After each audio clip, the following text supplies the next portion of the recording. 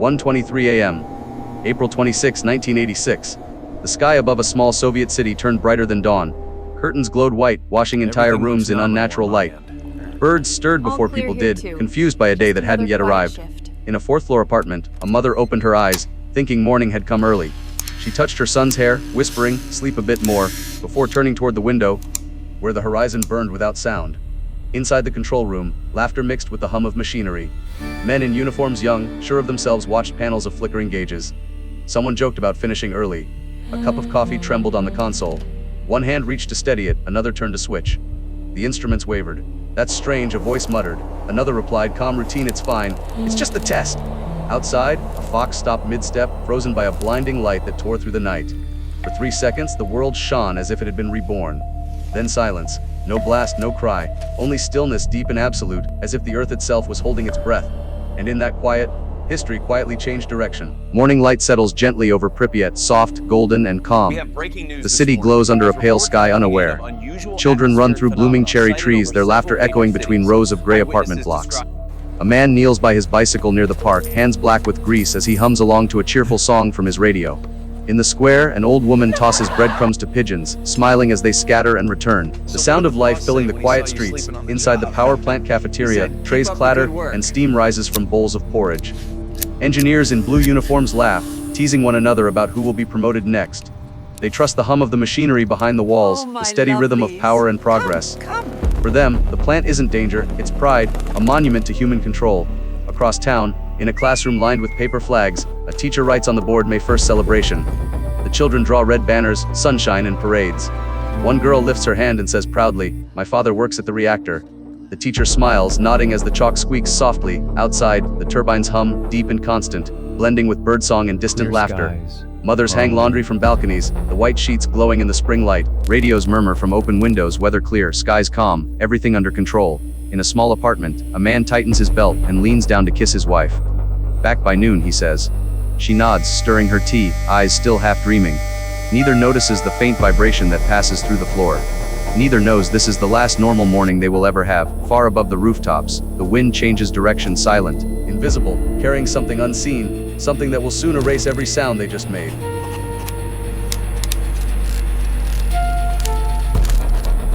The day before the test, the air in the plant feels heavier, thick, metallic, uneasy. In the control room, a technician leans toward a blinking light, brow furrowed. "Sensor error," his supervisor says without looking up from the clipboard. The technician nods, writes it down, but his eyes stay fixed on the gauge. The numbers rise, then fall, unevenly, like something deep inside the reactor is breathing wrong. Outside, a gust of wind drifts through the cooling towers, carrying a faint vibration. Birds circle above, restless, their cries sharp and brief. A pack of stray dogs bark toward the fence, then go silent. Somewhere, a valve releases a thin hiss, lost beneath the steady hum of turbines. Down the corridor, an engineer rubs his eyes, muttering, "Dry air." The fluorescent lights flicker overhead. Another worker scans the schedule pinned to the wall. Safety test, midnight shift. Everyone wants it done. Everyone trusts the checklist. By evening, the cafeteria is quieter than usual. Spoons clink softly against metal trays, but the usual laughter doesn't last. Conversations fade mid-sentence.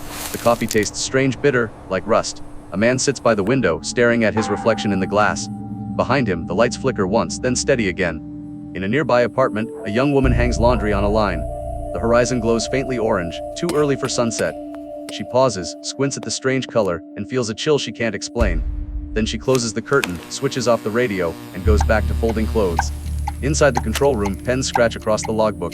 Rows of neat numbers fill the page, precise, calm, and meaningless. A final line is written: reactor output unstable. Proceeding with test. No one hesitates. No one questions.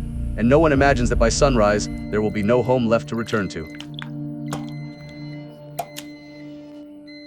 What happened? What was that?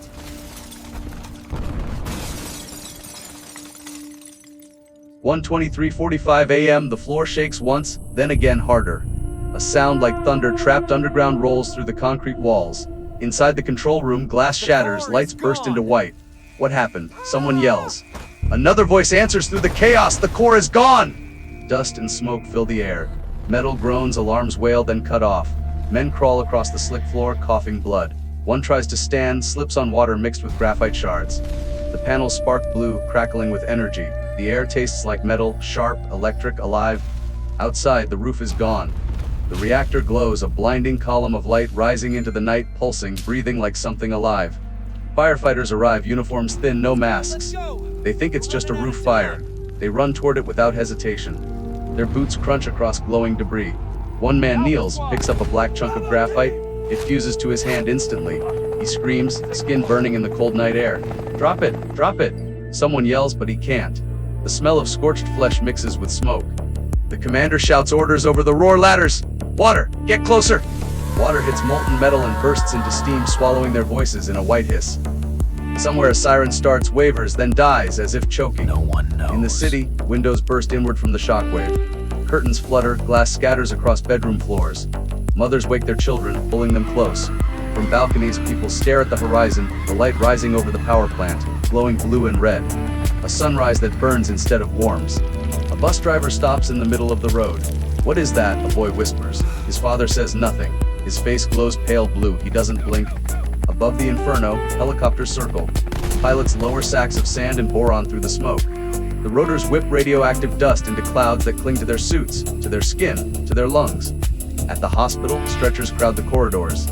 Nurses cut away clothes that faintly glow under the lights. The fabric sticks to skin. A young man's hair falls out in clumps as a doctor wipes his head. Another lies still, eyes swollen shut, whispering, "It was beautiful." The sirens fade. The sky flashes white, then collapses into black. For a heartbeat, nothing moves, only the faint hum of fire devouring steel. Then the wind returns, carrying ash that drifts down like glittering snow. A soldier kneels beside a truck, staring at his shaking hands. "Is it over?" he asks. No one answers. Overhead, the night sky burns orange, a false dawn painted by human pride. Beneath it, thousands breathe poison with every heartbeat, unaware they've already stepped into history. And somewhere, deep inside the wreckage, one alarm keeps beeping, steady, mechanical, refusing to die, even when everything else has fallen silent.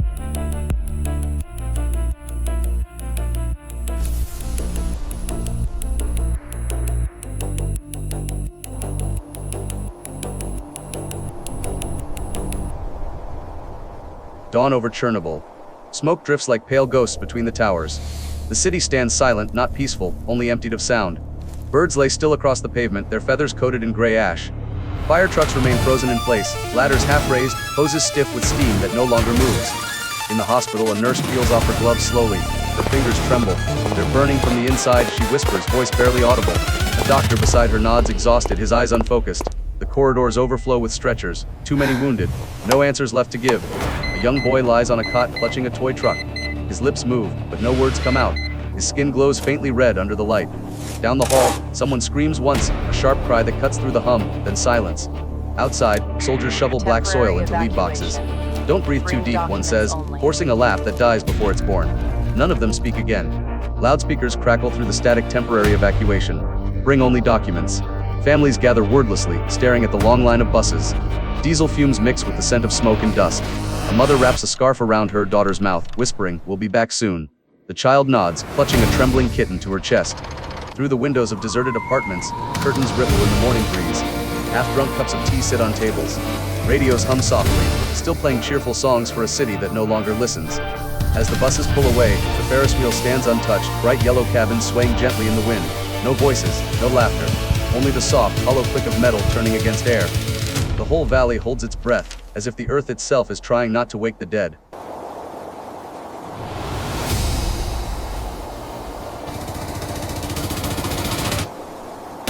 Years later, the forest took the city back. Trees rose through the floors of living rooms.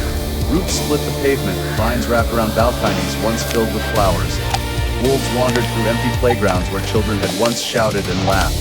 Pripyat became a garden of ghosts, beautiful, silent, and merciless. Scientists return in white suits, their Jagger counters clicking softly like distant clocks. They speak in hushed tones through their masks, measuring an invisible past that still breathes through the dust. One of them stops beneath the Ferris wheel, reaches out to touch the cold, flaking metal, and murmurs, "They built this for joy."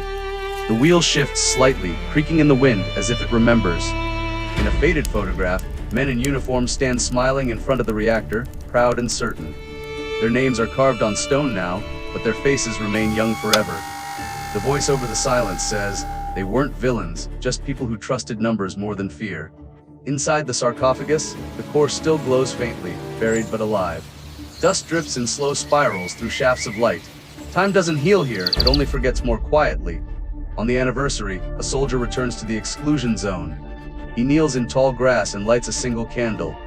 The flame bends under the wind but never goes out. The camera glides through the ruins, down hallways lined with peeling paint, past tables still set for breakfast, past clocks stopped forever at 1:23. The voice continues, calm but trembling. We thought control made us safe. But the moment we stopped being afraid, that's when we lost it.